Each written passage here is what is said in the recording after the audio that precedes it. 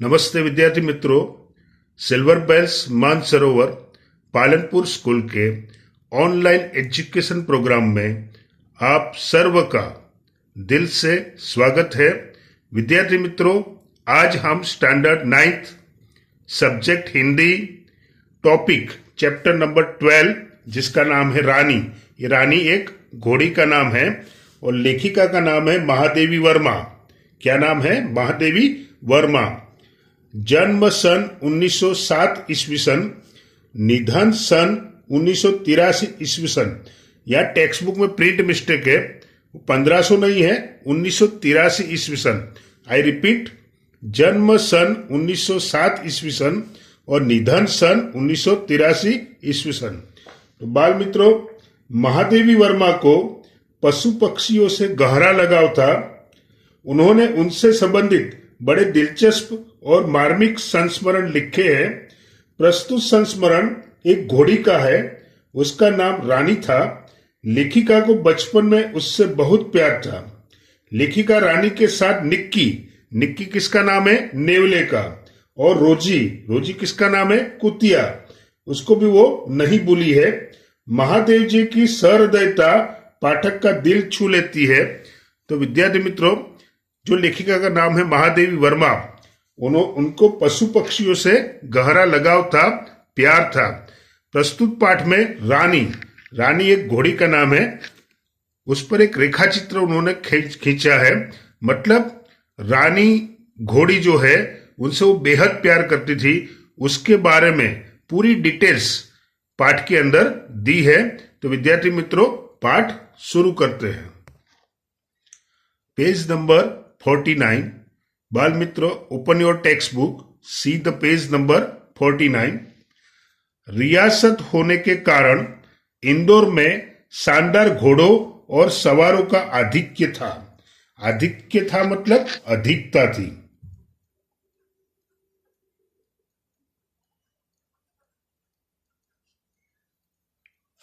आधिक्य मतलब अधिकता थी, अधिकता मतलब ज्यादा।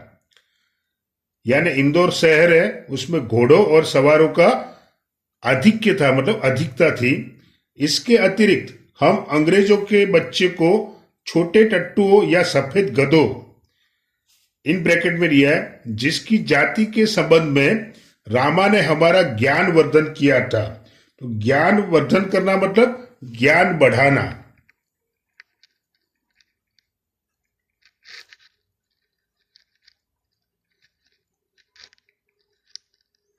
ज्ञान बढ़ाना यानी रामा कौन है पहले ये समझ लो। रामा मतलब उनके घर में एक नौकर था, नौकर को हम रामा भी कहते हैं।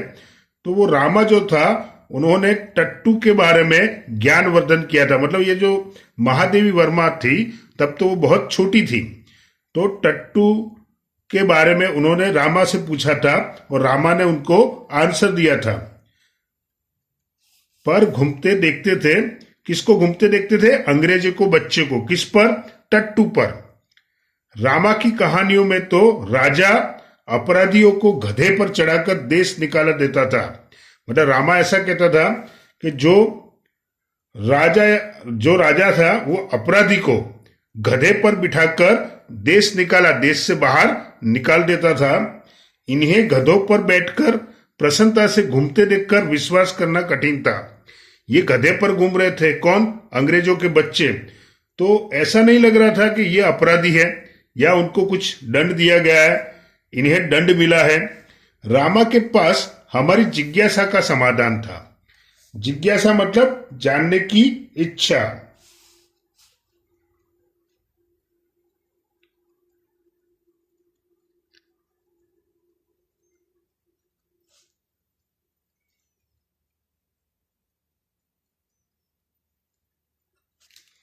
जिज्ञासा मतलब जानने की इच्छा।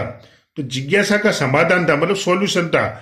तो कौन सा? मतलब लेखिका को और बच्चों को ये क्वेश्चन हो रहा था, अगर उनको दंड दिया गया है तो ये प्रसन्नता से क्यों घूम रहे हैं? तो उनका आंसर क्या था? इन्हें विलायत में गधे पर बैठने का दंड देकर भारत भेजा गया है। तो विलायत में, विलायत मतलब इंग्लैंड, इंग्लैंड में गधे पर बैठने का दंड देकर भारत भेजा गया क्योंकि वहां यह वाहन नहीं है।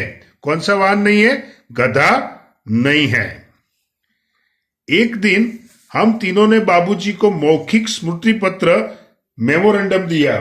तो मौखिक स्मृति पत्र मतलब याद दिलाया। स्मृति माने याद, स्मृति का मतलब क्या होगा?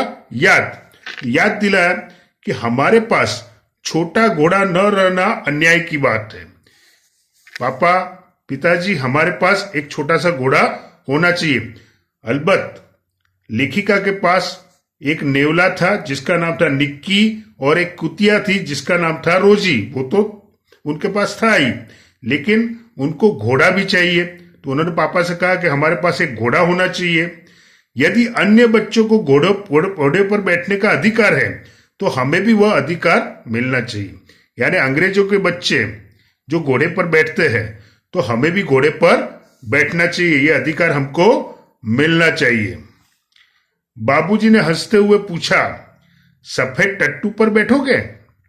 बाबूजी ने क्या पूछा? सफेद टट्टू पर बैठोगे?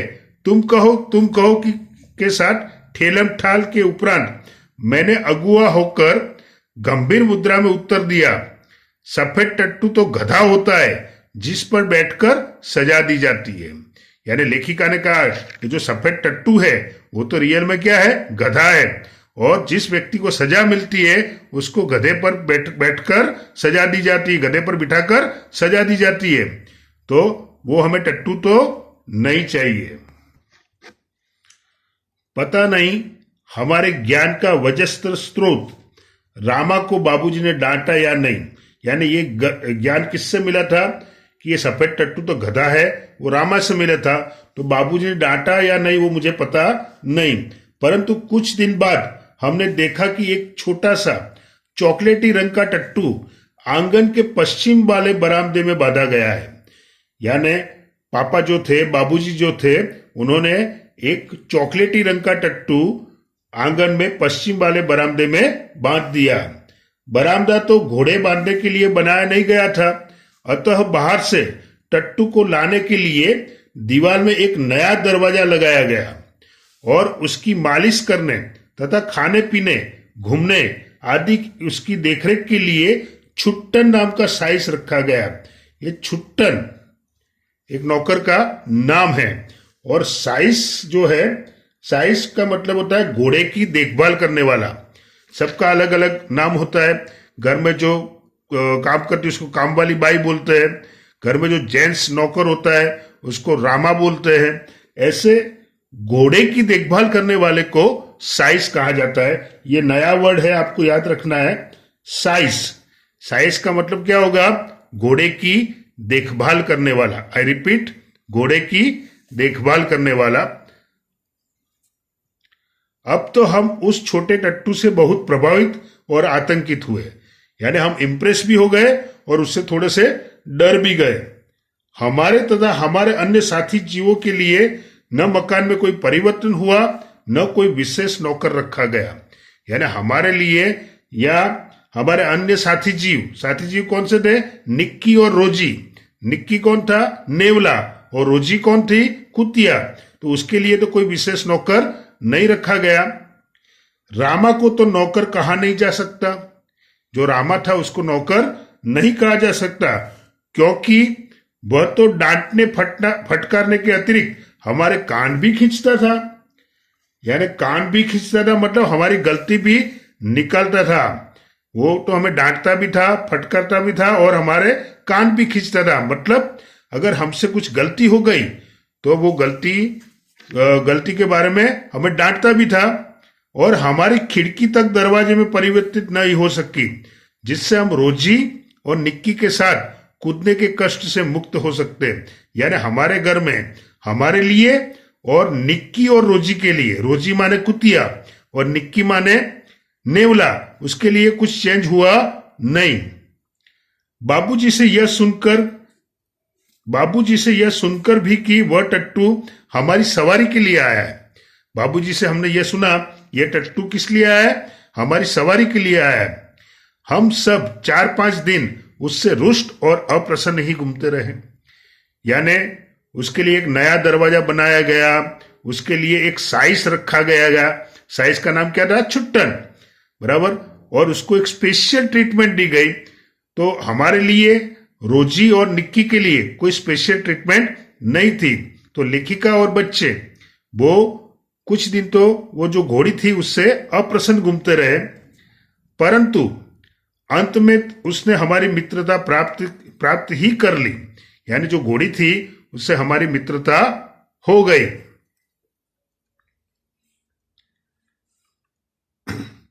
रामा से उसका नाम पूछने पर ज्ञात हुआ कि उसे ताज रानी कहकर पुकारा जाता है। उस घोड़ी का नाम क्या था? ताज रानी। ताजमहल का चित्र हमने देखा था, आपने भी देखा होगा। और रामा और कल्लू को माँ की सभी कहानियों में रानी के सुख दुख की गाथा सुनते सुनते हम उसके प्रति बड़े सदैव हो गए थे। मतलब उससे लगाव हो गया था। सदैव हो जाना मतलब लगाव हो गया था, या दया, उसे दया प्राप्त कर ली थी। ताजमहल जैसे भवन की रानी होने पर भी वह वहां से कहानी की रानी की तरह निकाल दी गई है।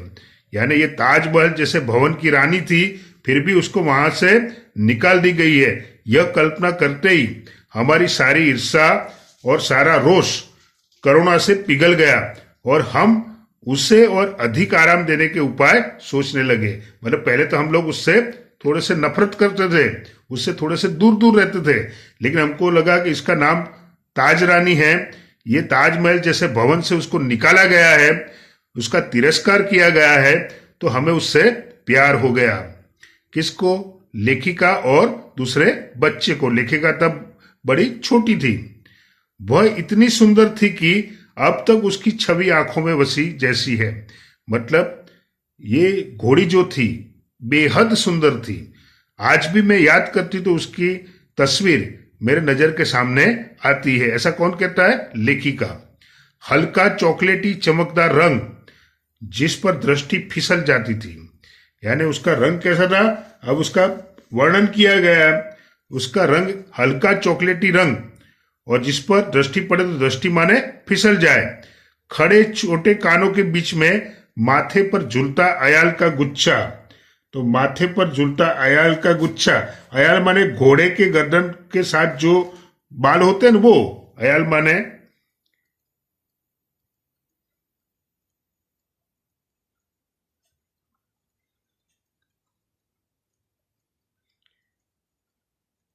घोड़े के गर्दन पर जो बाल होते हैं उसको अयाल कहते हैं। बड़ी काली स्वच्छ। अब नेक्स्ट पेज नंबर देखेंगे बाल मित्रों, पेज नंबर 50। यहां पर घोड़ी का वर्णन किया गया है। और पारदर्शी जैसी आंखें। तो पारदर्शी मतलब जिसके आर पार देखा जा सके। पारदर्शी मतलब जिसके आर पार देखा जा सके उसको पारदर्शी कहते हैं। तो उसकी आंखें कैसी थी? पारदर्शी। लाल नथुने जिन्हें फुला फुला कर चारों ओर की घन लेती रहती थी। लाल नथुने मतलब उसके नाक के जो नथुने थे उसको फुला फुला कर वो चारों ओर की घन लेती रहती। उजले दांत, उसके दांत के कैसे थे? उजले। और लाल जीभ की झलक देते हुए गुलाबी ओठों वाला लंबा मुंह जो लोहा चबाते रहने पर भी क्षत विक्षत नहीं होता था। तो क्षत विक्षत मतलब घायल।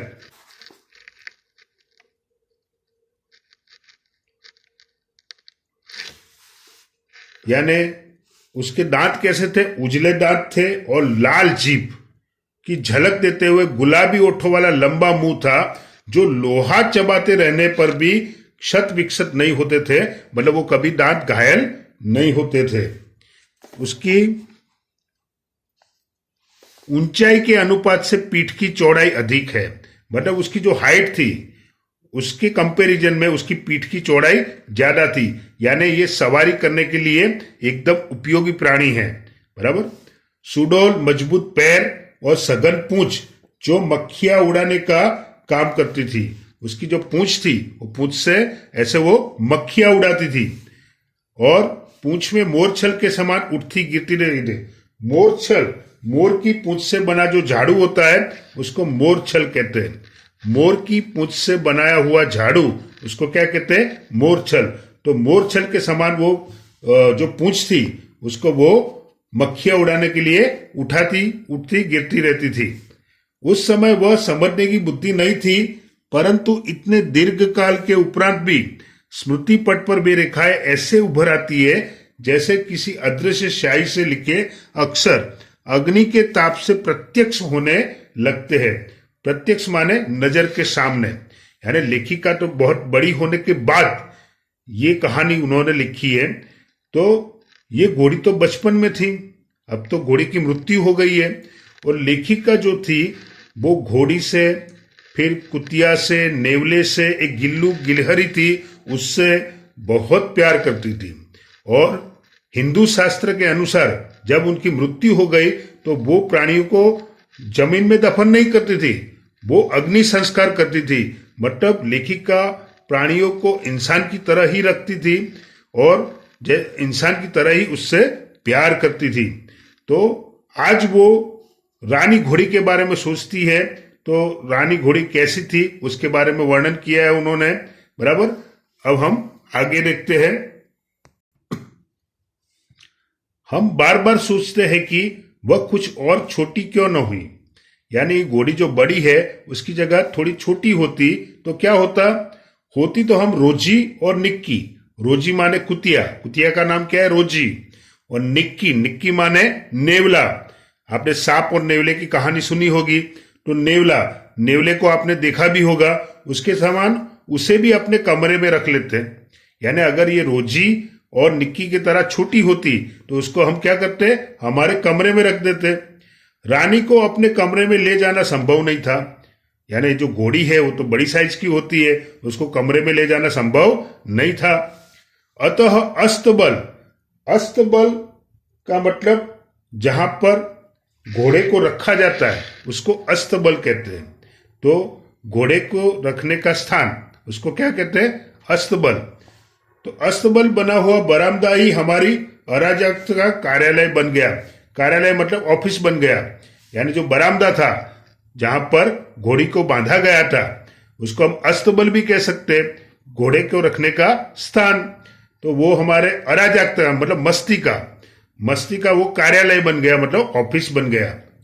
बरामदा घोड़े बांधने के लिए तो बना नहीं था, अतः उसकी दीवार में एक खुली अलमारी और कई आते ताक थे। उन्हीं में हमारा स्वेच्छाया विस्थापित और शरणार्थी खिलौना का परिवार स्थापित होने लगा। धीरे धीरे हम कमरे से कहाँ आ गए, जहां पर ये घोड़ी रहती थी, बराबर। घोड़ी कहां पर रहती थी, बरामदे में।